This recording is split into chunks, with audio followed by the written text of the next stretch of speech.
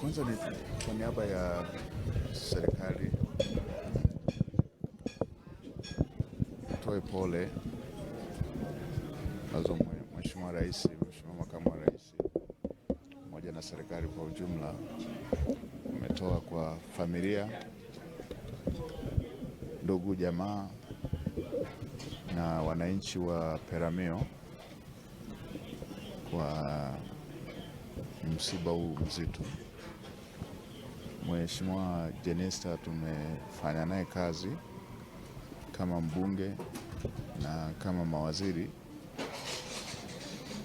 Ni mtu aliyekuwa na jitihada kubwa sana za kuhakikisha kazi ambayo amepewa inakuwa na matokeo.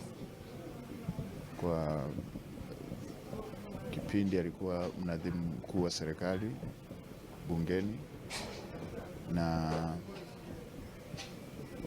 ndio nikiwa waziri wa fedha. Mambo mengi yanayohusu sekta ya fedha yalikuwa yanahitaji uratibu wa mnadhimu mkuu wa serikali bungeni, Chief Whip, na yeye alifanya kazi hiyo kwa umahiri mkubwa sana. Ni mtu aliyekuwa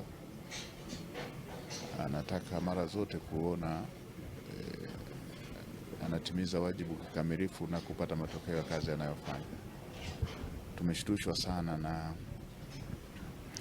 tukio hili la msiba, kwa sababu ni majuzi tu hivi tulikuwa wote bungeni na hakuwa analalamika jambo lolote linalohusiana na masuala ya kiafya. Kwa hiyo tunamwachia Mungu.